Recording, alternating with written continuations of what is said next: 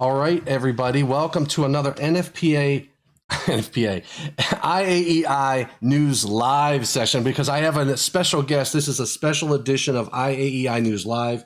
I've got Erik Hohengasser, and he's going to tell me if I got that last name right or wrong. We're talking NFPA Link, and we're talking NFPA Link now.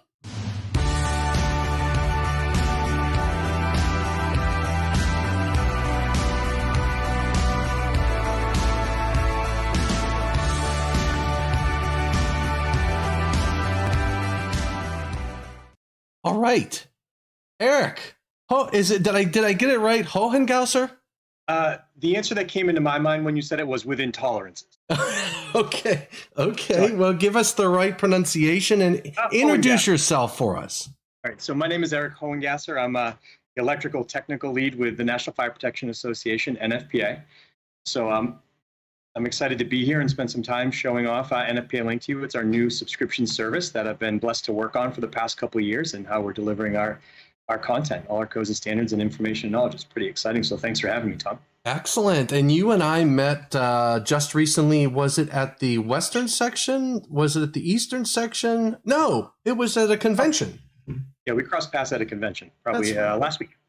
Last week, that's right. And we just had a spontaneous idea to say, let's talk about NFPA Link because, and you're going to teach everybody who's watching, and you're going to teach me, because remember I said that I said, boy, I have NFPA Link. I don't use it as much. And my reasoning was, I wish I could get it on my phone. And you were like, we're there. So we're all going to learn that today. And I know you've got a lot of passion about NFPA Link and all that jazz. So I am going to hopefully learn. I'm going to be learning something. So forgive me for some of my questions, and we'll see what happens.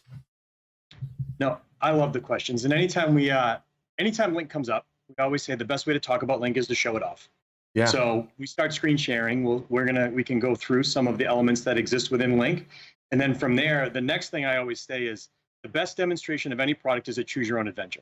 So I have some stuff that I want to get through, but as you come up with questions and you want to take me down any rabbit hole you want, and if I think you're taking me down too far of a left, we'll just circumnavigate it back, and I'll kind of do what you did to me. Just grab it and shift me. Next thing you know, your response was, what are you doing Thursday? And apparently I'm going to be here with you. That's right. We just lassoed you right into this one, didn't we? We got Felix Sandoval. So here's the first question.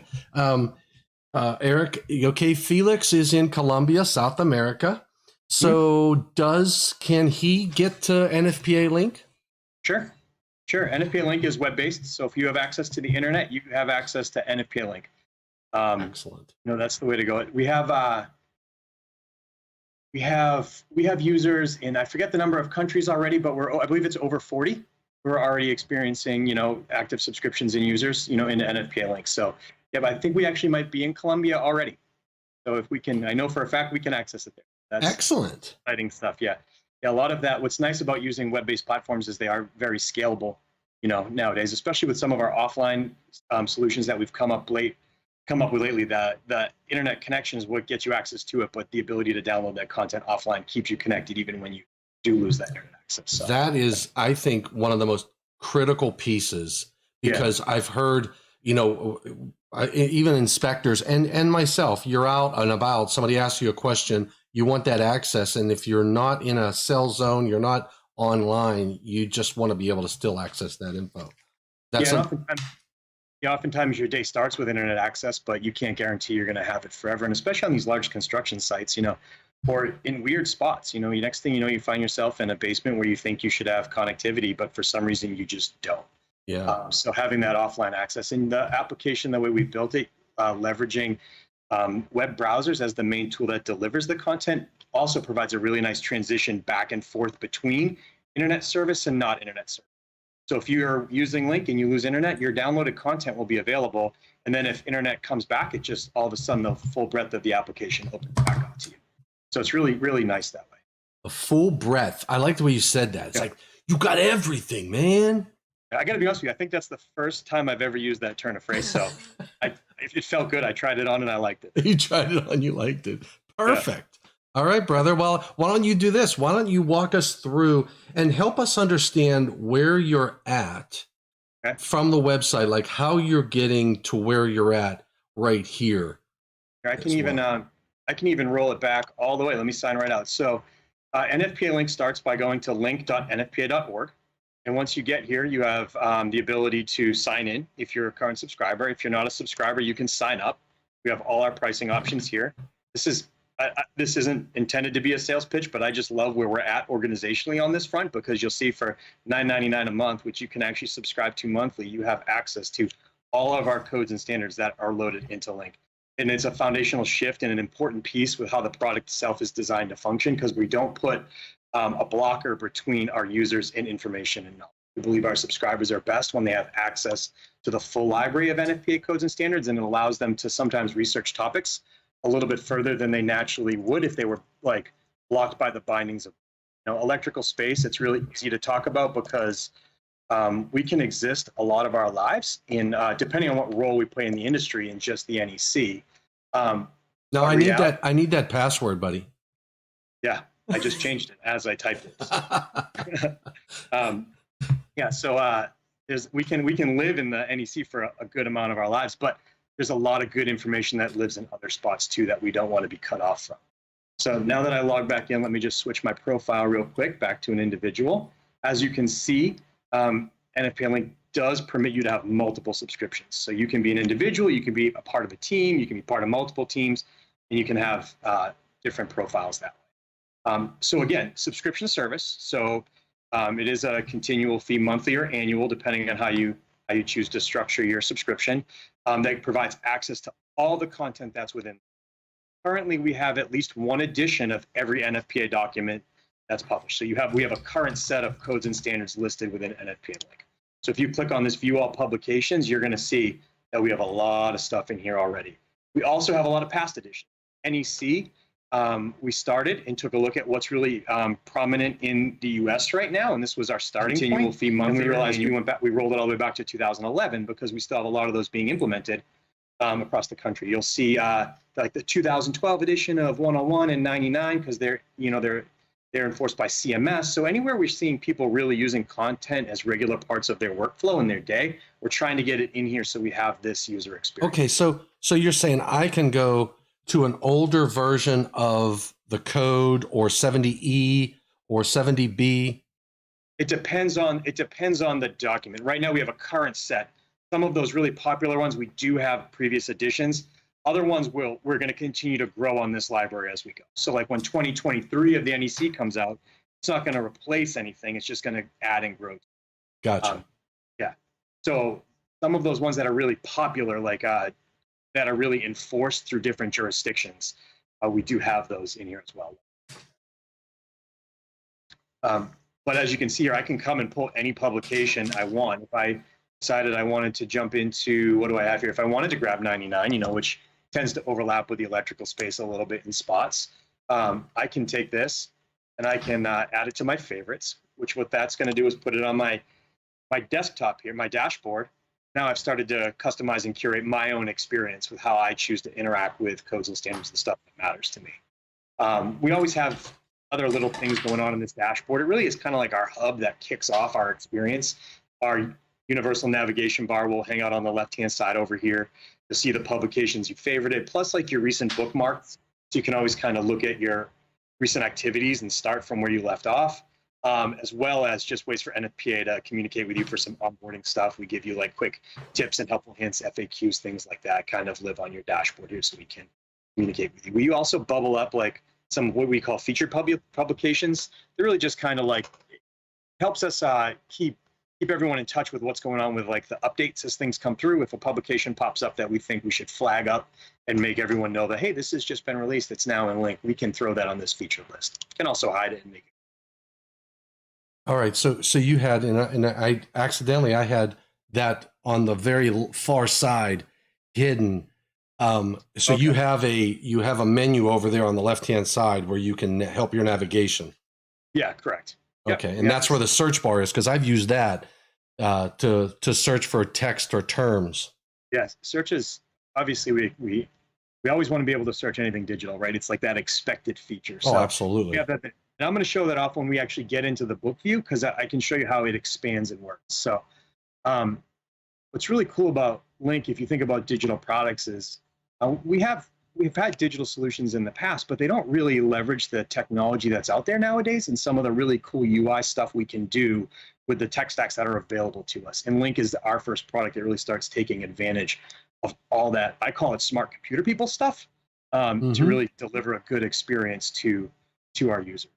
When you jump into a publication, you'll notice, like, obviously we don't change the code. The code is written through our standards development process. That content goes through everything that happens, through the public, through the code making panels, standards council, and we end up with the product we have. We're not going to change that, but we can work on, again, that user interface that makes it a little bit more accessible and easier to find information. What you'll notice right away when you do get to a publication that has past editions, you can just change back and forth right here on the home table of contents page. So if your primary document, I'm in Massachusetts, Massachusetts has already implemented the 2020 edition of PNEC. So sometimes I need to do a little changes research. Maybe I want to see what's different from 2020 to 2017. I don't have to go all the way back out to my bookshelf, go to that long list and do that quick toggle. I can just come back out here. And from here, we have the book structure, which is, to be honest with you, it's one of the simplest things that's in Link, but it's kind of my favorite because it really helps you see the book. Like, I can start seeing how it's structured. When we talk about chapters 1 through 4, general requirements, then we got some other ones that get a little more special, and then we got that modify. Like, I can start to see, if I'm not the code expert that has everything memorized, I can start to see how things come together in this list format. And then from here, I can drill down and go. So if we wanted to jump into, I think I tend to go to 210 for some reason, so we're going to go there. Everybody should be in 210. I mean, it's kind of relevant. It matters. It matters. So, as we slide here into 210, what you're going to see is that same concept, persists. Like, we get this table of contents that hangs out on the screen, which again lets me really see how the article's structured. I can see the parts, I can see the sections and the titles. It's not going to show me all the subs, but it's going to get me a feel for where I should start hunting for my answers. If I kind of know where that code requirement is and I know I'm in the area, it's just a nice quick shortcut. We also have these breadcrumbs that hang out across the top, so it's really quick to navigate back. You call them breadcrumbs? Breadcrumbs. Yeah, I gotta be honest with you, that's not my thing. I think it's one of those smart computer people things. As I've gone through this development piece, I just took it from them. So excellent. We're gonna call them breadcrumbs up here, so we can always see the trail of where we have been, so we can get back to where we. Okay, Felix has a good question. And Robert from Omaha is online too, but Felix has a good question. Are these documents, do they include the updated, like the TIAs and any erratas? Good question. So yes, they do. As the changes come, we update Link and it gets pushed forward and comes through. Currently, the TIAs are just incorporated into the text. I'm not going to commit to timetables or anything, but at some point I would think we'd handle those in a nice way where maybe we show you current text plus what it changed from. So it's really easy to see maybe what mattered to you when your state grabbed the code text and put it in there. So yeah, we're gonna, again, and that's like a good thing to talk about with Link. Like whenever we give that overview, we say there's really kind of two parts to Link. There's the content, then there's the application. The application is all the features and stuff that help give you nice navigation and kind of do stuff for you, where the content's what fills it up and keeps it rolling. Right. So you're going to see growth in both those areas. The application will grow and the content will grow. Right. And now the difference, like Felix pointed out that and you clarified this what's in NFPA Link is the latest version, includes the TIAs. There is the free version that everybody can go look at on all of these codes, but that's like the first printing. Yep. And to understand any of the changes like the erratas and any of the TIAs, you need to actually go down through and view every single one of them to keep yourself up to date. So this is, in a way, is even better than having a hard copy book because of that dynamic nature.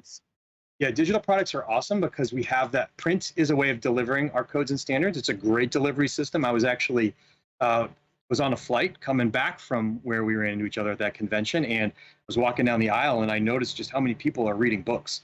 Books are awesome. people love them. We're gonna keep reading them. They're wonderful. That's how we deliver codes and standards.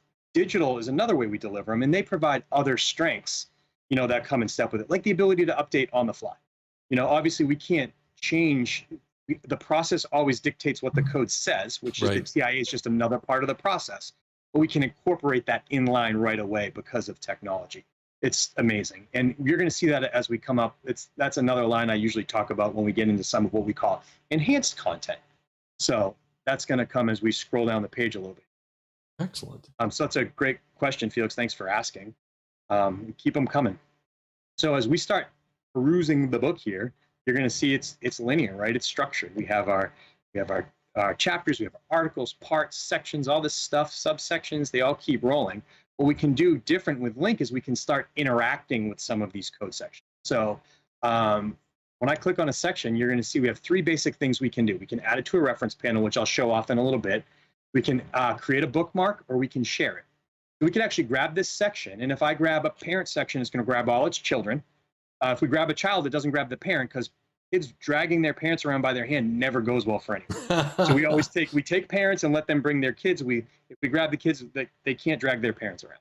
So what I can do is I can throw email addresses in here, so I can comma separate, share with multiple people, and then I could throw my own message in here. So if if maybe there was a hot topic, hot discussion that you and I were having, and I was probably wrong, I could come back to you and say, hey, Tom, yep, you got me. Look at this code section. And I could send it right back to you, and you'd get it in your email, and you'd be able to say, yeah, I know. You didn't have to spend your time sharing. Okay, so wait a second. Let me ask you a question. Do I have to have NFPA Link to be able to view that email? You don't. So what happens, though, is we kind of diverge a little bit into two different experiences. So as you receive that email, if you have a Link subscription, when you click on the link in the link in the email, and you're signed in, it'll bring you right into your personal subscription. If you're not a subscriber, when you click on that share link, it's going to give you a static view of just that section. Oh, that's cool. And then what happens, though, is that link will time out after 14 days. So there's no limit on the amount of times you can share it, though. So if I shared that section with you and you didn't view it in 14 days and you clicked on the link and it expired, you could be like, hey, Tom, you got to share that again. And you could come back and just kick that link out again. Or you having an account and being a subscriber, it'll last forever. So you can just click into it and go in. So that's the only thing. We just watch subscriber versus non-subscriber, how long there is access to that actual code section without the one who has the subscription just kind of re-upping it, so to speak. That's really good. Yeah, it's pretty slick. It's been helpful on the AHJ front, specifically when we start dealing with, we talk about codes and standards, like, we write them, we publish them, we understand them. And there's a lot of different roles within the trades that apply them. Right? Yeah. We apply them from different perspectives, right? We're only ever kind of working on one thing, but inspectors look at it one way, installers look at it a different way, designers look at it a different way, maybe, possibly. And we have to deal and sit in that application spot. So sharing becomes very helpful there. So it's like, hey, when I was looking at your thing, that subject, this is the code section that I was concerned about. You can ship it right off. So we've seen a lot of people using it that way, which is really helpful. All right. Just a quick communication piece. So Robert wants to know, can we print from that? No, we cannot print. So obviously it's a digital product. We're trying to take a look at what role printing actually plays in the workflow and try to make sure our features kind of substitute what's happening during that action. Sure. That's kind of how we're trying to get there. So, and then obviously as part of the EULA, I would say read your EULA up front, and it really governs how we can use the content that sits inside of the application. I don't have it memorized, but yeah, we're trying to make sure that our features match people's tasks. And ideally, printing is just a task. Why do we print? So we can collect and put things together. And we build features that do that for you. Okay, and now what Felix wants you to do is go to 210.8F as in Frank. All right. Because there was a TIA put out against that, and it would be great to see what the code says. Yeah, I would have to. You're pushing me a little on this one because I don't have it. Right there. So what's the red flag mean there? Oh, that's what I was getting to. That's another one of those actions we can take next to a section. So we can share. Let me make sure I am closed out of that real quick. I'm going to get you a little dizzy here scrolling. That's fine. Okay, good. I did close out. If we come back down, we'll go right back down to F. And what we can do at each section level is we can add what we call bookmarks. So if you think about people who use the NEC, any coding standard, but the NEC particularly, if you take a look at their book, there are highlighters, there's pens, there's pencils, there's Post-its, there's tabs, all these different types of ways that we start to manage our content in ways that help us recall it as quick as we can or group it and theme it. So bookmarks are ways that we can start grouping and theming different code sections together through color, through text, and through something we call collections. So any bookmark you want to create, you can throw a color on there. The easy examples we give, which doesn't align here, but because we're not talking about grounding and bonding, is like in the electrical space, we have all these grounding and bonding requirements. Green is a great color for that. So if you wanted to be the user who puts grounding and bonding requirements together in green, you could do that. One of our users is a big solar installer, manages like connects the code requirements to the field installation guys in his company. He uses red for all his marking requirements because he doesn't want to deal with not having the right stickers and labels on equipment or raceways where it needs to be when it's time for an inspection. So he says, all right, all my label requirements, what I care what my guys do is they put stickers where they need to be because I don't want to deal with this in the. So all his marking requirements are marked in red. And then that's how he starts to group and themes things. But yeah, it's really just designed to be flexible so the user can take however they like to use color to group and themes things and use that.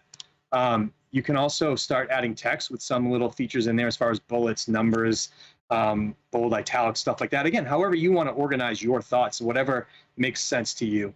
And then this concept of collections here, we can add bookmarks to groups of bookmarks into something we call collections, which I'm going to show off a little bit later from a different angle.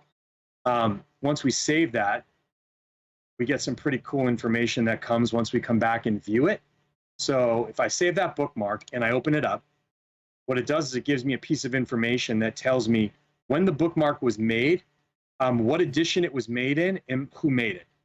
This is really important information because when 2023 comes out, as long as this code section exists, my bookmark will travel.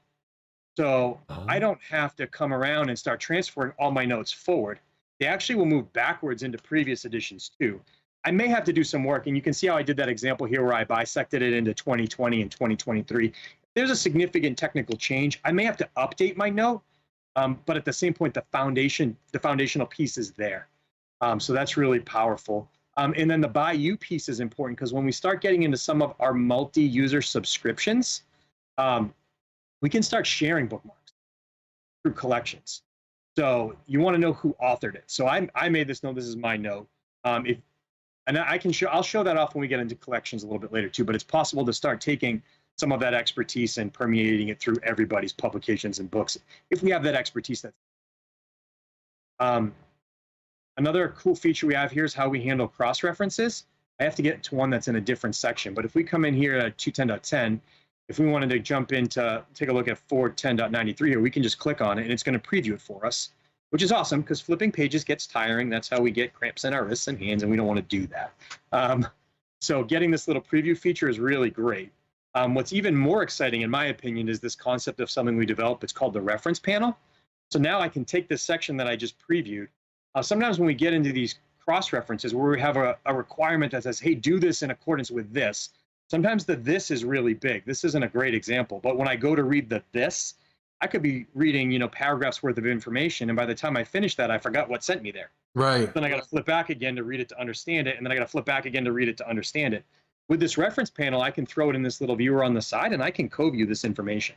So now I can look at this requirement that tells me to do this by all these following things, and check this out. I can read what's coming up right on the right-hand side. The other nice thing about the reference panel is everything persists. So when I add something to it, it stays. So you can come here, and it comes from any publication I added from. It just doesn't live within the confines of the book I'm in. It's all publications. You can start to see, like when you start maybe heading down that rabbit trail and you want to grab a code section, or you want to grab a code section and you want to grab a code section, you can start knitting that story together and have it in your reference panel so you can quickly toggle around in there. Or if you have those code sections you constantly reference, you can throw them in here just to have them right at your fingertips, just to take a look and see what sets the stage for you. So another question for you. Yeah. What about different languages? Do you have Spanish? So again, this becomes an application and a content path. So right now there's the application, the development to get it set to where we can switch the application into Spanish, meaning like the navigation and features like that is well underway. It hasn't been flipped on yet, but it's far down the track of development. The Spanish content is a different path. You know, the books that fill it up, and that is also well underway. Getting that the content that of those publications we already have in Spanish, converted into what we can consume within Link to display for our users. So really excited to say it's not far away. Excellent. I can't commit to a hard date on delivery because I don't have that kind of power. I'm just the assistant to the product people. So I don't want to put them in a spot where we're not hitting it. But again, well underway when we start thinking about not just Spanish, but other languages as well, making sure we're hitting our subscriber base as we take a look at those countries we serve. Absolutely. So, yeah. Cool beans. Yeah, so that's the reference panel is also toggle. You can just toggle it on and off here, up in this right-hand corner. So we can slide it out, slide it closed, slide it out, slide it closed. And the only way anything gets deleted from that is if I take the manual effort to delete it. So again, if I come back and if I don't reference the code over the weekend, I come back Monday and I want to see kind of what I had started to collect, it'll be there for me. Excellent. Which is really exciting. Another thing that you may have noticed is scattered through 210, we have all these little blue bars that say enhanced content. This is really an interesting experience for us because if you think about some of the publications we've had through the years, we have handbooks.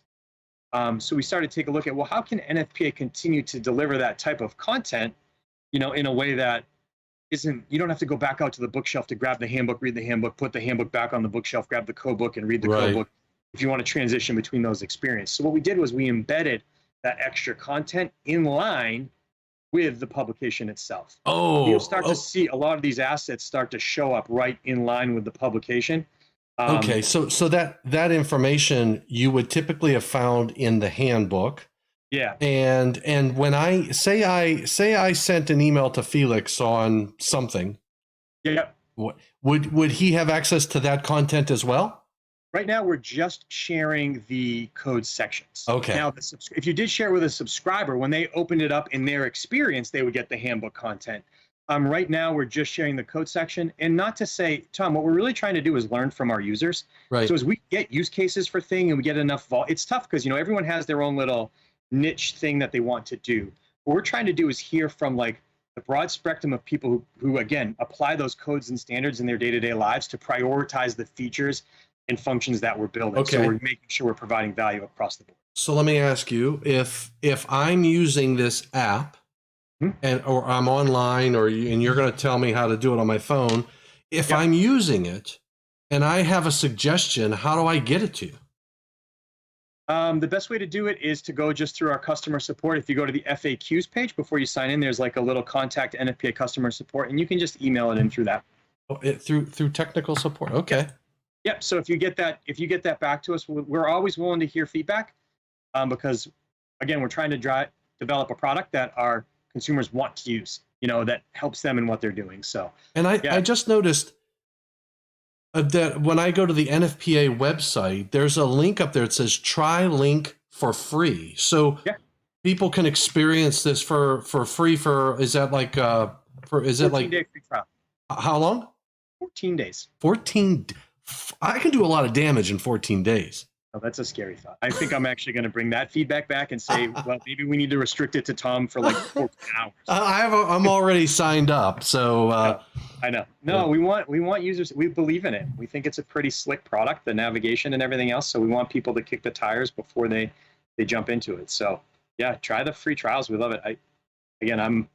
I get pretty fiery about it because I just love it. I think it's really a nice way to navigate codes and standards and get to a lot of other stuff. It's not just about the codes and standards. You can see this other content that we deliver, through Link, getting you connected to. We don't call it the handbook because it's not. You don't have to go get a different book. We call it enhanced content because it's in line with what's there. So. Wow. So that's the marketing in you coming out. The enhanced in line. Enhanced content in line. It's very, very exciting.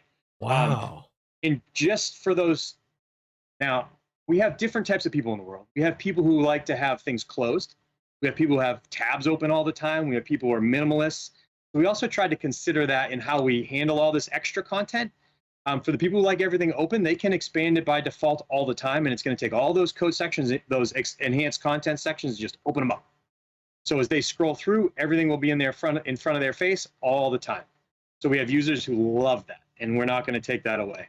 We also have the users who probably have almost every section of the NEC memorized and don't really want that extra content. So we say in their viewing experience, because they want that code to code to code to code to code.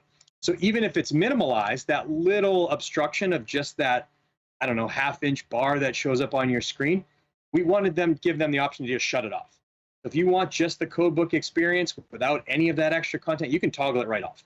You can just have that clean view of code requirements straight through. All right, got another question. Felix wants to know, if I have multiple computers or I have a phone and whatnot, can I access this from multiple locations?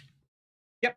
So we have it set up right now where it's your same account that can work on your desktop, your phone, your iPad, and it's tied to the user. So you customize your user experience and then use it on the device where you are. You know, oftentimes your day can start at your desk and it can take you to the field, and then you might end up back at your home researching later with your iPad. You know, there's all different types of devices we engage and interact with digital content at different times.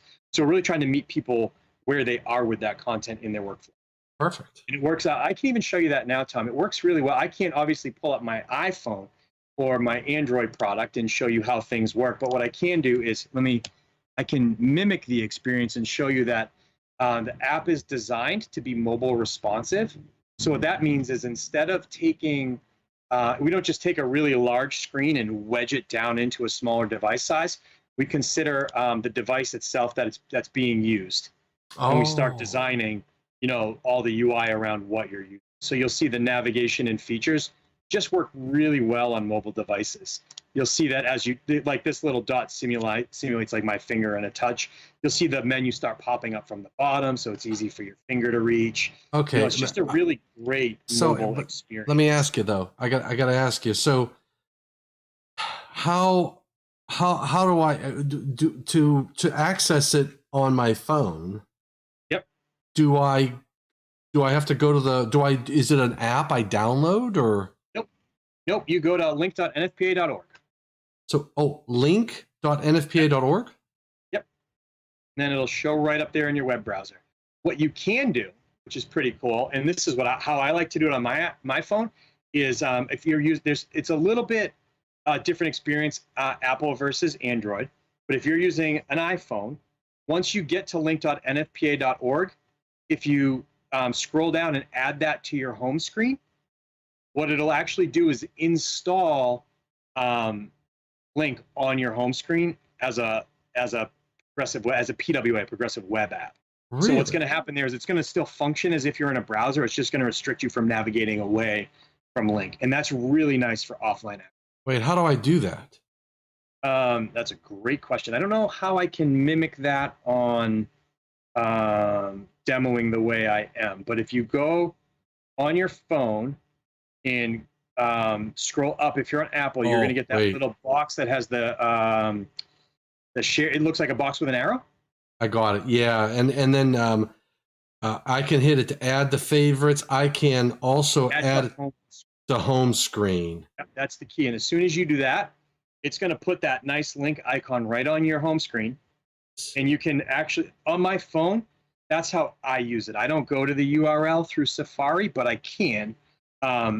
I just I like that. I like having that icon right there. It's also where I flag most of my content for offline use. Chances of me not having internet access on my desktop are limited because I don't walk around with my desktop. On my phone, who knows where I'll be. So that's where I really toggle stuff. When I go to it, I click on it, and then it asks me for my user ID and password, but it does the facial thing, so it logs me right in, and I don't have to keep. I like this. It's slick, and it'll keep you logged in even when you're offline. So obviously you can't authenticate if you don't have internet access. So we want to make sure that we're meeting people where they're at. So if you didn't plan to be offline, it's not always predictable. You'll still have access to your content that's flagged for offline, which I can mock up for you here in a little bit too. I can show you what that offline experience looks like and how it works, using this web browser. And I can also see I pinned on the NFPA link. What did you call that in the top right-hand side? The reference panel. Okay, so I put 210.8F in that reference panel. And then when I bring it up on my phone, I see the number 1 up in the top right-hand corner. And when I click it, it's 210.8F. So if I put things in that reference panel, I can access them regardless of the app. That's pretty good. Tied to the user. It's tied to the user. So to answer Robert's question, I can access this from the field. Now, is it automatic? Do I have to have internet access, or how do I get it so it's on here? Well, it's on there now. You're done. So, once you put that, just adding that to your home screen, just put it on your phone. What you have to do is, if we come back out to the desktop here, this is the easiest way to show it. What you do have to do is go into your publication, go into offline settings, and this is by device. So this is one of those spots. Hold on. You're going 1,000 miles an hour here, buddy. I know. So what do I? Wait. Okay, I got to go back to publication. So how do I get there? Your dashboard. Click the little link in the top left corner. Got it. And then see this little 3-dot menu here? On NFPA 70, I go to the 3-dot menu. Yep. If you click offline settings. Offline settings. Yep. What you do is you can toggle it on. Mine is already toggled on. Store for offline use. And then you can make a decision. You can include your bookmarks and notes, or you can not, and you can include the enhanced content or not. The reason we let you make those decisions is you only have so much space to store stuff. So if you don't want that content when you're offline, you just need access to the codes. We just wanted to give you that, I was going to say modularity, but I don't think that's a word. We want to give you that decision to be able to chunk out what you're bringing or not bringing for data on you. Okay. Felix is saying to repeat, and I think, I'm not sure what you mean, Felix, but but to get back to the home. So when I was in NFPA 70E, click on 70, just go to 70, you're navigating, and you're in the code. To get back to the home page, you click on those up in the top left-hand corner where it says home. Right on the link logo. Right on the link logo. So you click on that, you get back to here. If you want this NFPA 70 to go offline, you click the 3 dots. Yep. And go to offline settings. Yep. And then you turn that store for offline use on, and then you can do the 2 checkboxes. So what I just did was I set mine up so that I include the bookmark notes, but I didn't do the enhanced content. Felix says already done. Sweet. Okay. Yeah, so that's and then what happens is once that content is marked and offline, it's going to take a little while to download. You're going to get a little progress bar. I don't want to trigger it off right now because for the sake of the demo, you don't want to sit here and watch content download. No. It's not a great time. So it's going to take a little bit. When I say a little while, it depends on internet connections. It's not a long time. You just don't want to navigate away until it's done. You don't want to close that web browser. Once it's downloaded, let me do this here because I can simulate a loss of internet access. So you can see, and this is what's neat. So if this was my phone, and I'm using this right now and I have internet access, I walk into a job site, I'm in the basement, and I lose internet. What's going to happen is Link's going to say, well, you're now offline. And what it's going to do is it's going to restrict my access to just the content that I flagged as available for offline. Ah, okay. Yeah, so that publication's available, it's restricted. When it's not available, it opens back up. So that's all that happens there. Now that is, again, just as a reminder. So then what's neat is if I go back outside, when I come back online, it's just going to transition me back into the full experience. Here we go. What's neat about that whole experience is it keeps you in that same spot, right? So we lose internet access, we go back and forth. I don't have to switch environments to have internet access or not. To have access or not access to. Right. It restricts me or open it back up based upon content. We also do get these little indicators, just so you know, this is downloaded to my device, which is awesome. This NEC, there's an update available. So I just might need to re-download it because I added bookmarks or I deleted bookmarks. So if I didn't update those bookmarks, if I don't update after I create those bookmarks, I just need to re-download it to my device. Excellent. So it just gives you a little warning, hey, download this again. And we can do that through our settings. If you go into account settings, it's really easy. If you don't, you still have access to the book. You just won't have your most recent bookmarks that you have. We can also, there was another thing I was going to share with you about the offline experience that was just pretty nifty, but I forgot. So we'll wait till it comes back to me. Yeah, so that's really, really nice to have, and it's a game changer for us. We know we needed to provide that because, again, you don't know when you need that content. Sometimes you need that content, and we can't control the environment around us all the time. So having access to those publications is exciting. Absolutely. Let me show you the search feature from within inside. This is the way I prefer to show it off. So once you're in here, again, digital products. Oh, real quick. The tables are really cool too. They're nice and interactive. As we grab these little things, we can expand the table full screen so we can see all the content that exists in them and scroll around. So that's really nice. Search. So if I initiate a search from within an article, I'm searching within that article. If I clicked on a whole chapter and I started a search within that chapter, I can search the whole chapter. So if we came in here for branch circuits and say I wanted to search GFCI, and I can see what we have for GFCI in all of Article 210. It's going to populate that.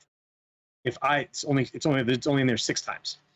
So if all of a sudden I realize, man, that's not the requirement I was looking for. I thought maybe it's somewhere else. Maybe it lives in one of the, the special, equipment areas of the NEC.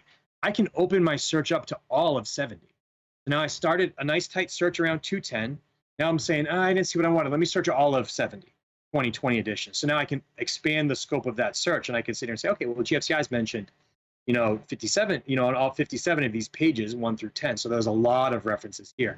And I can start combing through my search results here. I can also use direct quotes around any term I want. So if I want to make sure I'm searching just the exact term, you can see here this little hint here. I can put direct quotes around it, and it will only return the results that are exact.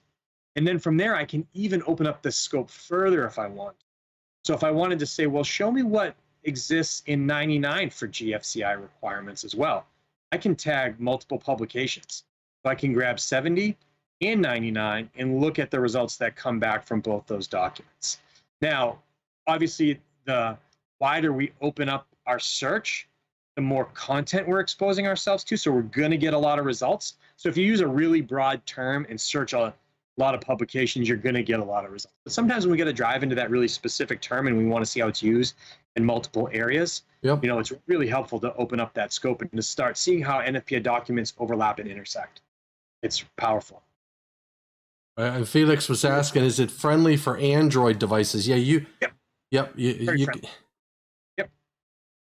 So you can actually, it's actually very friendly on Android devices. It works. The download procedure is slightly different because it's an Android, but basically I think you swipe up into settings and there's actually an install option. You can do it on your desktop too. So you can install that local icon right on your desktop so you don't have to open up a browser. What you'll get here is you'll get a little download. Instead of this square here, you'll get this will allow me this will actually open up the app off of my desktop. You'll get a little download arrow, and you just click that, and it'll download the icon right on your desktop. I don't want to switch and share because I don't want to mess up what we have going on here as far as screen sharing, but it's very easy. So I can have a link logo right on my desktop, and I can double-click on it and open it from there. What you'll notice is it's the same kind of experience. The difference is you lose I'm in Chrome right now, you lose the Chrome navigation feature. The back and forward buttons won't be there.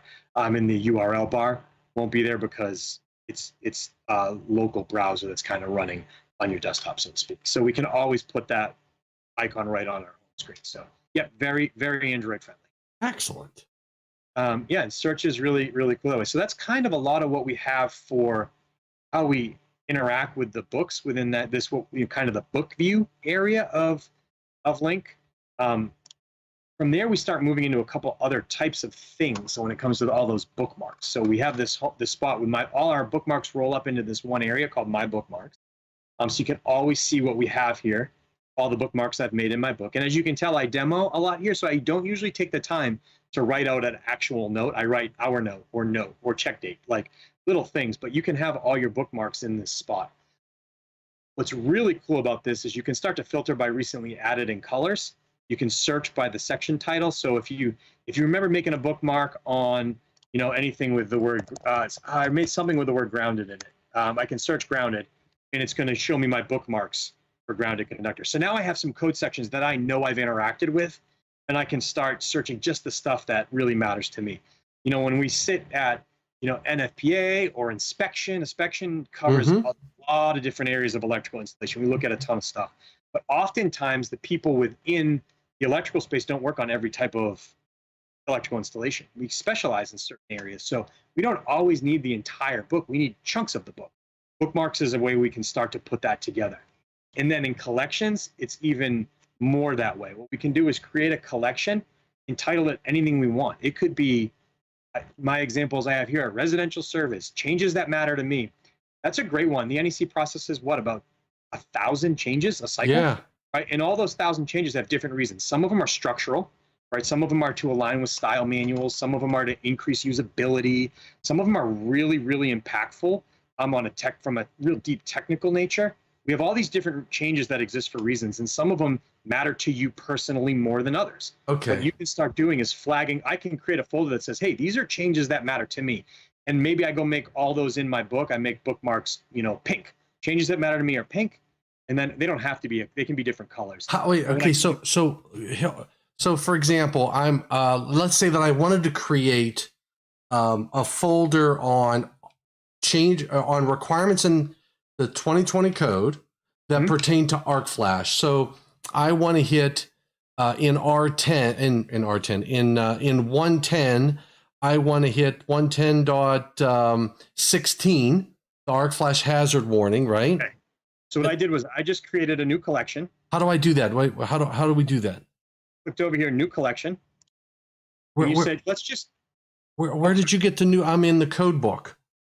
Oh, I went over to my link. You got to click the bookmark on the side. Oh, my link. There it is. So I click the bookmark. Yeah. All right. Tom, sometimes you got to slow me down. Yeah. Okay. So I click the bookmark. Yep. And I go to collections. Yep. And I hit new collection, and I can title it arc flash or incident energy. Now you're going to challenge my spelling. Incident energy. I'm doing it too. So I hit save. Yep. So now that collection exists. Right now it's empty. There's no bookmarks in it. Right. So what I can do is now let's go back to the book. So you could actually, if you wanted to do this, this is what's really cool about collections. Because when we talk about incident energy, is it limited to just 70? No, it's not. Yeah, there's stuff in 70E. We have some requirements that it kind of comes into play with. So again, this is one of those things where we say the full story doesn't always live in one publication. So let's do an example. Just for time's sake, give me one example in 2020 that you wanted to grab. You wanted 110.16. If I come to 110.16. That's the arc flash hazard. Yep, we're going to let it load up here. So. And while it's loading up, Felix wants to know, do you have a user manual for this? We have some on our dashboard, we have a quick start guide, which is a nice high-level overview of some of the major areas within Link. We also have some videos that will tell you how to use it. And currently, we're working on implementing more like little quick tip user guides that are actually embedded in the application itself. Okay. So as you're using it, you can get this stuff teed up for you. Perfect. Look to see that stuff coming down the road. It's not live right now. Again, that's that feature piece. We're constantly working on Link. We're developing it all the time. So. All right. So go to 110.16. Yeah. Let's go. All right. So I'm going to grab this. I'm going to create a bookmark. Add a bookmark. Add a bookmark. Let's pretend that for anything that's electrical safety related, I colored teal. I'm coloring mine red. Okay, I'll color it red. And then our book. And there's select collections. Yeah, what's our bookmark say? Our bookmark? Oh, I can put a note in here. I can put in there. I'm going to say the marking requirements. So let's say marking requirements. Perfect. And then what I'll do is I'll come down here to where it says collection.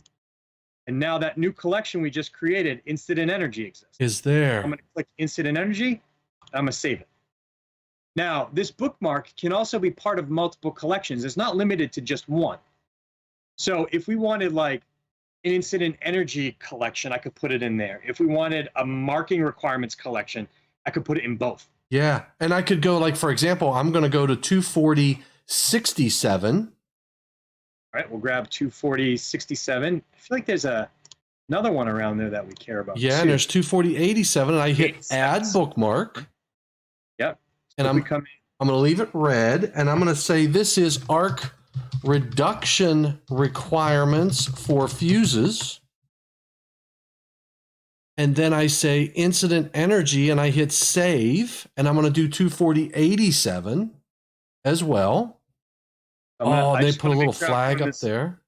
I want to make sure I'm doing it with you so that they can see. I'm not going to put the note in because you are faster than I am. No, that's fine. But I'm going to save it, and then I'll go to 87. So now we have a bookmark in 110.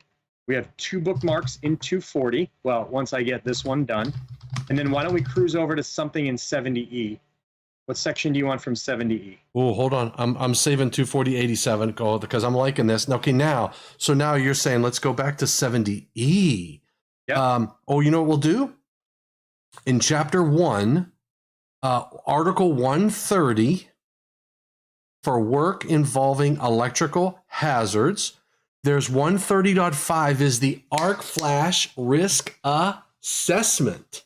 Okay, so let me cruise over here. Now, I was going fast. I'm trying to keep up with Tom, but what I did was I went back out to my dashboard here with this little link logo. Then I clicked into 70E, the 2021 edition, and now I'm going to grab this 130.5 arc flash risk assessment. Now, I could also put it on the subsection, but chances are for what we're talking about, I want the whole thing. So I'm going to come up here, and I'm going to throw my bookmark here. I'm going to keep it red because that's what we were doing. I'm going to add it to the incident energy collection. I'm going to save it. And now when I go back into this little bookmark, my link icon over here, I click on this and I go into my collections and I click on incident energy, you're going to see all those bookmarks I just put here. That is cool. So yeah, so now what we're doing is we're letting our users start to operate in the subject. So codes and standards are, we don't build electrical systems because the code book says to. We build an electrical system, or we maintain an electrical system because the world needs it done. Our customer wants something built, or we're inspecting it because an installer built it. Like we work on stuff, on things. So oftentimes we have to grab all the requirements that apply to things from multiple spots. That's really what these collections allow you to do. And the part that's really cool, Tom, and I don't have this, I'm not on a team account right now, but these collections can become team collections and be shared. So when you have all that code expertise that sits in one resource, like you just went through that and you listed off those code sections off the top of your head. But what if someone on your team doesn't know it as well as you? What if they're not as comfortable with the books and how they relate and interact? Wouldn't you want to share that expertise and knowledge you have with them because it makes them better at what they do? Imagine making that team collection, a team collection, and putting that information and knowledge in all of their hands. We're bringing up the level of knowledge is power. It always has been. Absolutely. So the why behind the what matters. Let's connect people to the why. So you could sit down and say, like, for example, if I was working on a project, and let's say I'm in a facility, and I say I have a pump room.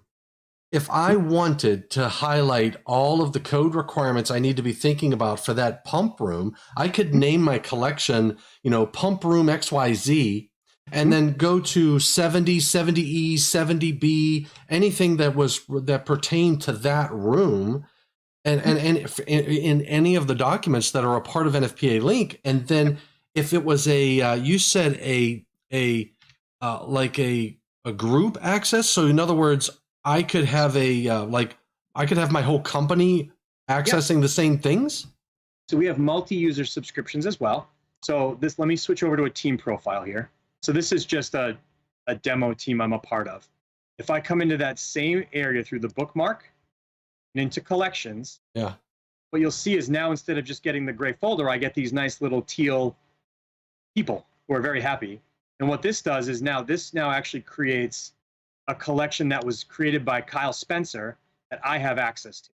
So I can't edit his notes, but I have access to them. So, and Wow. effectively, what this allows us to do is to have multiple bookmarks on a section. So if you see here, the bookmark I just clicked on was he had made on 110.21. So if I come in here, what you can see now is 2 bookmarks. And this is where remember when I showed you the by who was important? When I click on this, you can see, oh, this one was made by me. And if I toggle right, this one was made by Kyle. So now I can have my own notes and thoughts around the section, but at the same point, have what maybe Kyle, the expert on a subject, wanted to communicate with me through this bookmark. It's available to me. So if I had, that's that sharing feature. So if you had like a group of people, like say, I don't know, say from, I'm a manufacturer, right? Mm-hmm. So if I had a team of codes and standards people or people in the product lines that wanted to keep their mind going around codes and standards, I could create, let's say it's circuit breakers. I could put a bunch of different sections that impact a circuit breaker in one little group. And then if one of my team members said, look, I think this needs to change, they could add their comments and everybody would be able to see those comments and add to it. Correct. I like that. Yeah. And I think what you did a great job giving a simple example of there is circuit breakers is an awesome one. Subjects cut across code. Yeah. They cut across. Everything lives in different spots. So when you start talking about circuit breakers, we're not just going to one spot. That's right. You could talk 70E for lockout tagout. You could talk 70B for maintenance, right? And then the NEC for installation. So I think what's awesome about that, and you used that example earlier when you brought 70B into the picture, is electrical maintenance is a huge part of safe electrical safety. Taking care of our stuff so it works when we need it to work, protecting our people, it's essential. Not just about keeping our systems up and running, right? We also need to protect the people who are working on our systems. Maintenance is huge. So oftentimes, again, the whole story of an electrical subject lives in the installation, the maintenance, and then the protection of the worker, through 70E. That subject cuts across a lot of stuff. That's exactly right. Yeah. So those in those collections is where you can really start to your point, like if you have a team, you don't want to go build a collection and then know your partner in crime's building a collection and then know 3 other people are building collections, all to write the same stuff or maybe have a slightly different take on it. Why not just build one and share it with everyone? Okay, and then let people add to it. Because I can add to it. It's not like it's. So how many people can I have on a team? I don't know that there's a max. Oh, wow. You're pushing my limits. Yeah, I don't know that there's a max. So the way we're structured right now, as far as our subscription plan goes, is individual, team of 5, and team of 10. Those are our 2 breaks. Those are self-service. So you could kick off a team of 5 right now. You could go in, sign up, boom. Team of 10, you could go up, sign up, kick it off right now, done. Once you get over 10, we have a nice little form that says contact NFPA for a quote, and we'll get you in touch with someone in our sales team just to set you up with like someone who can help with onboarding and explain a little bit more. So there's once we get over that, there's the limit. There's the limits, the checkbook. No, there's no limit. Yeah, the limit is the checkbook. Yeah, 100%. Yeah. We can have, we have accounts already with hundreds of users, using links. So yeah, Felix got it down. The TSDN, the social distancing network. We got to have our own team. That's not a bad idea, Felix. So it's that team subscription, kicks it up and changes it, takes things to a different level. So how would like say for example, like right now and I'm going to start using this a lot more now that I have it on my phone. Oh, okay, hold on. I should be able to come into my phone and I want to see that collection. Where's my, wait a second. I got to find my NFPA link. There it is. All right. So if I go like this and I go to, I see it up at the top and I go to collections and I go, there's incident energy 4 bookmarks. There they are. You son of a gun, you. The internet is amazing. It's scary. It is. It's really cool. And this is why we chose to develop this way, and push in this direction. Because again, it starts to, our workflows take us to different places. We're not always static where we spend our time, and we can be really flexible and start connecting across multiple devices. So how do let's say that I right now I'm an individual. Let's say that I had 4 other guys I want to put into my team, or say say that I find out that my company already has a team of 4 individuals, and they say, hey, you know, they want to bring me into their team. Can they do that, or how do I do? So team management is, so switching from like an individual to a team, you'd actually have to just call into NFPA and we would help walk you through that. Right now, Okay. our upgrade process is driven through customer support. Ideally, you know, fast forward, remember, Link is going to grow. So I could see a day when those upgrades would happen, you know, you'd be able to self-serve through those upgrades. You know, that would be nice and ideal. Right now, we're continuing to develop and moving the envelope forward on a lot of fronts. So we're not there yet. But if you do have I clicked the wrong tab. You have, if you do have a team account, you can go into those account settings that I just showed there. Yep. With this little click account settings. And what you can do is you can do team management. So because I'm an admin, you'll see here, I'm a team admin. I can just add people to my team by putting their email address. If I put Dimitrovich in there right now, but your email address in there, you would get an invite to join my team. And I have 7 spots left. So I have a team of 10 here. I could send an invite to you and you could join my team. Okay, so I can also manage roles. So I could kick off, you know, if Ken Ritchie, who's a wonderful coworker of mine at NFPA, but if I no longer wanted him to have access to this account, I could just remove him. This really was kicked off to help, you know, aid in the ebb and flows of teams. Team constitution changes. It changes sometimes frequently, depending, you know, on the installation side of life. It changes. There's a lot of ebb and flow.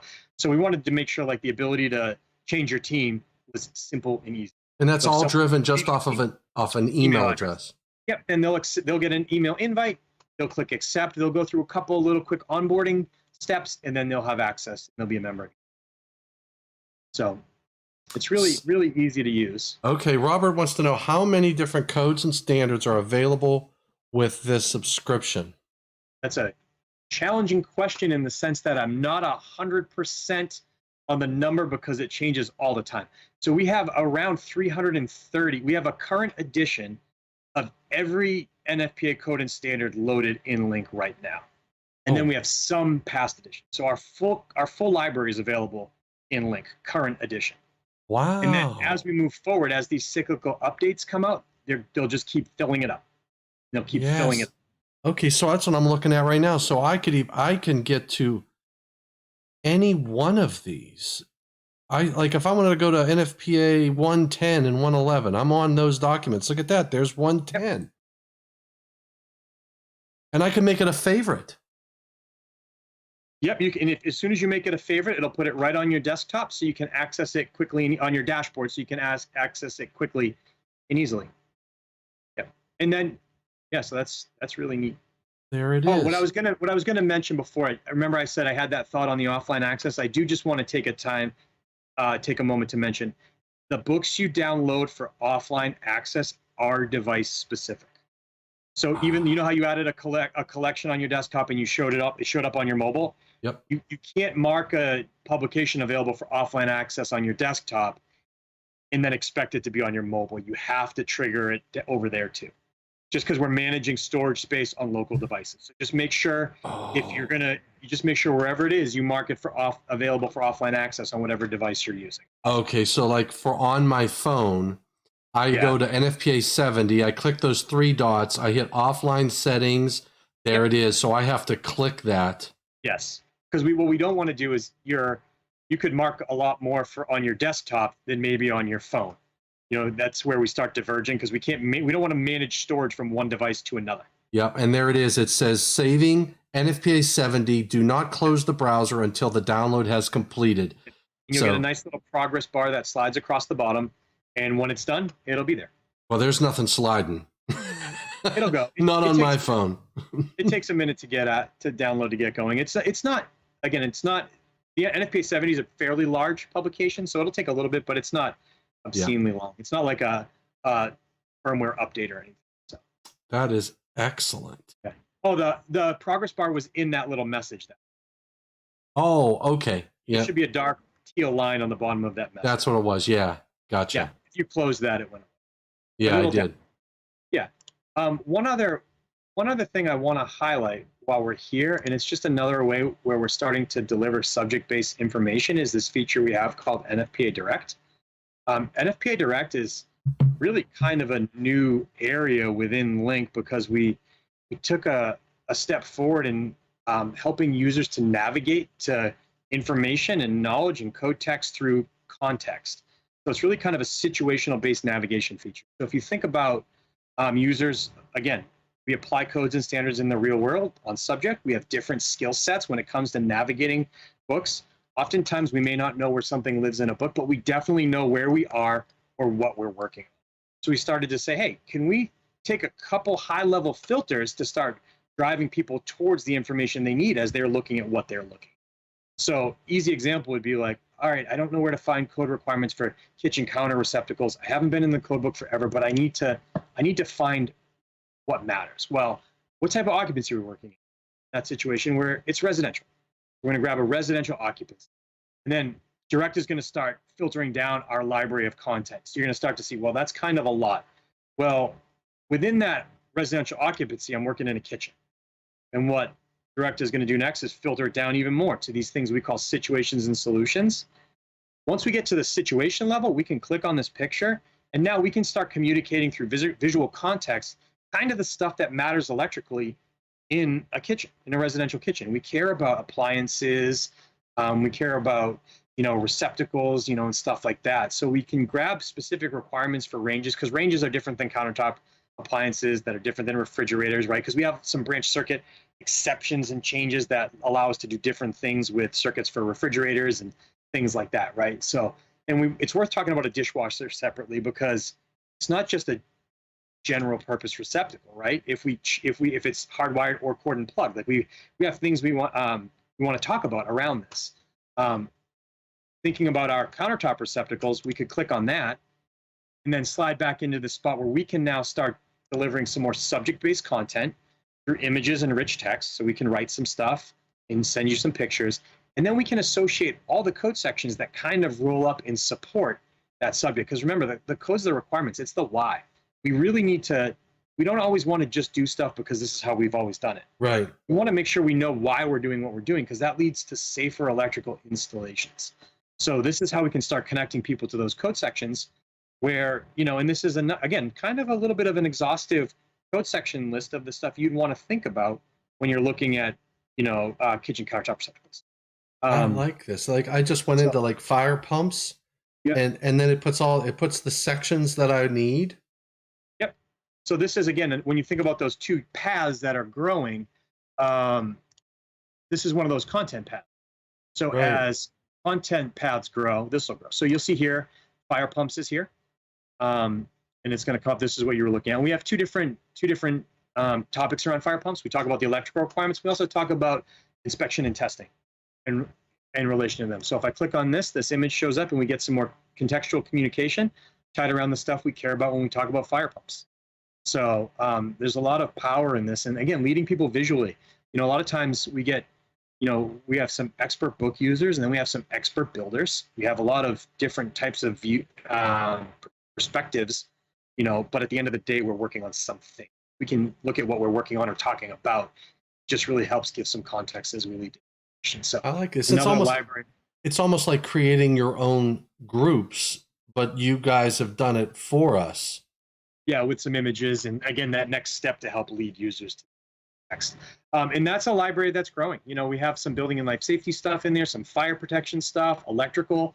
And this is, again, what's really cool about the way our subscription service is structured. You have access to all of it.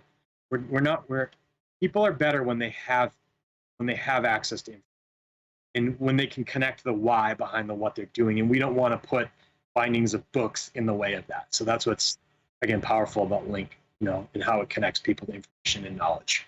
I like it. I like the favorites, because I go to my home, I can see everything that I need. So you'll see, just so you know, you'll see like this status change. Remember how 70E had that nice teal check mark? It's changed for me because remember I made that bookmark on 130.5? Yeah. So now it's telling me, well, if you want that to show up offline, you better download me again. So that's when I would just slide over here. This is important to know. Into my account settings. I click into my offline tab, and I'd see my updates. So I just click download. Oh, now it's going to download 70E for me, and I can do it all in one spot. So instead of having to go find every book that has to, I can always just check my offline settings and go download, download, download. And Tom, this is that little progress bar I was telling you about. Yeah, I see it now. I see it. I know, you know what? I didn't see it on my phone. Yeah. Probably because it was too small. Yeah. And then once this is done, 70E will be downloaded. And if I slide back over here, I don't know what that book was. If I slide back over here to the dashboard, you'll see this little check mark that tells me I'm downloaded and up to date, downloaded to device. Very nice. Yeah. So that's Link. Well, I'll tell you what. Exhaustive tour. Yeah, no, but this, it's not too often that you do an event like this, and I'm sitting here learning like mad, because I honestly, I never really used it as much. I'm and everybody can tell this when they look at my book, right? I'm a real heavy paperback book user. I mean, I've got my tabs in here and all that good stuff. In fact, I was at a section meeting at the Western section, and I don't know if it was Tim McClintock or who it was. Somebody asked a question, and I was thumbing through the book, and he was looking on his phone, and I didn't realize he was looking at Link. He probably was looking at Link. Yeah. And he was he was rattling off the requirements, and he found it a lot faster than I did, but I just have to get used to using this. Yeah. And well, we're changing workflows. Yeah. And, every time, like, I think like one of the best examples that has always resonated with me is like, something is when we work with things like tools in our lives, like a book is, yep, or like subscription services, and we change that, it takes a little time. Even as simple as if I were to change my cordless drill set from one to another, it may seem simple because it's a cordless drill, but it's not simple because it's my drill, like all these other tools, it's the batteries, it's the chargers, it's the comfortability and familiarity in my hand. Like, we're upsetting workflows. Yep. So it takes a little time to just adopt and move forward with it. What's nice about the digital and the paper is they complement themselves. When I started working on the Link project, it took me a while to really like make that full switch, because my habits were grab the book, yeah, and flip to the pages, because I kind of know where some stuff is. So I'm like, oh yeah, here we go, and then I can remember it's here. But once you start embedding it into your workflow in a complementary nature at first, I've just found that I truly, truly enjoy navigating codes this way. I honestly see the NEC in a way I never saw it in a print publication, because I can see, like, just seeing the relationship between parts and section titles so clearly in a list. It's really beneficial. Yep. Now, David brings up a good question, because, and I know as a code panel member, they give us access to NFCSS. Mm-hmm. And David's saying, is there anything that's in NFCSS that is not available in Link? And can you help us understand what's the difference between NFCSS and Link? Yeah, right now, that's a good question. We're kind of in this transition period as we continue to move over and grow Link. What exists in NFCSS is all our past editions. So that's where you can really start diving in and doing that deep dive research. We don't have all the prior editions in Link yet. As far as our timeline and develop and our product roadmap, I can't speak to when that will be a thing in Link, but that's definitely, we're kind of in this transition period as we start moving forward with this new platform and application. What does it look like to move that stuff in there? What's the interaction like, and how would we move that going forward? We wanted to make sure we're developing our digital products in the way kind of the world works, which is fast and changing. So instead of saying, hey, let's build 100% of everything and try to guess and be exhaustive, we're moving into really trying to be agile in our product development nature. Yep. So it's that build, start with a good foundation, and then learn. The example I used to give a lot on Link, and I don't think I've used it as much recently, but it's still true, is we're still building the foundational pieces of NFPA Link before we even go vertical. Is that right? So we're still kind of building out. Then we can always go up with more of that fancy stuff. We want to make sure we have that nice solid foundation before we start, going up. Now, so it's exciting. You're not going to be able to do the grouping, the notes, and all that in NFCSS. That's all basically in Link.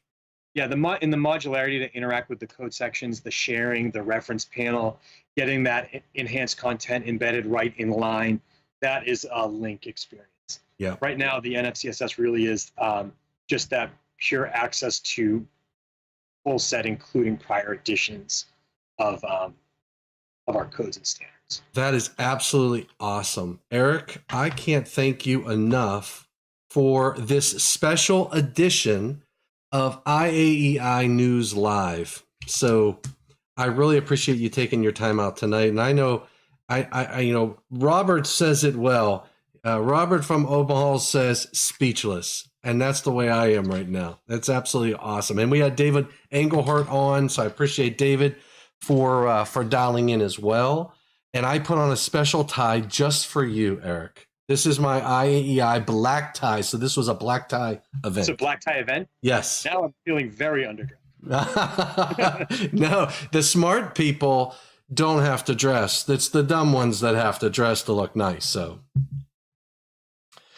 Felix asks us, will the printed hard copies still continue? Yeah, for sure.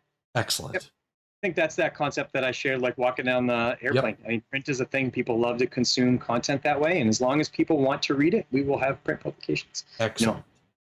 Well, thank you, Erik. Thanks everybody out there for tuning in tonight on this special edition. And I know everybody who's watching this either right now live or later, because this is on IAEI's YouTube site. It will remain there for your reading or watching pleasure and learning. If you have questions, you can shoot them to Erik. Should I put your email address in here? Sure. Yeah, I'll put it in the chat. And oh boy, I'm gonna put it in the chat here. And they can always go out and get and sign up. And what I noticed is they can subscribe for a month or two, and if they didn't like it, they can unsubscribe or do the free link, which is 2 weeks. Get it for free. I sort of did that first, and then I ended up biting the bullet. And it's not that expensive for what you're getting. I mean, you're getting everything. So thank you for what you do, buddy, for the electrical industry and electrical safety, because this is good stuff, in my opinion. Any last words, Erik? I'll give them to you. Yeah, my last words are just thank you for everyone's time. Thank you for checking out Link. I'm really excited about what it is and what it's going to continue to grow into. So excellent. All right, brother. Stay on. I'm going to say goodbye to everybody out there. Thanks again for joining in. Remember to subscribe to the IAEI's YouTube channel. I can't say it enough. Need those subscriptions, so get them in. That the YouTube site is free. If you're not following IAEI on LinkedIn or Facebook, you got to do that. So check IAEI out on LinkedIn and Facebook. Thanks, everybody. Stay safe and please stay healthy. Until next week.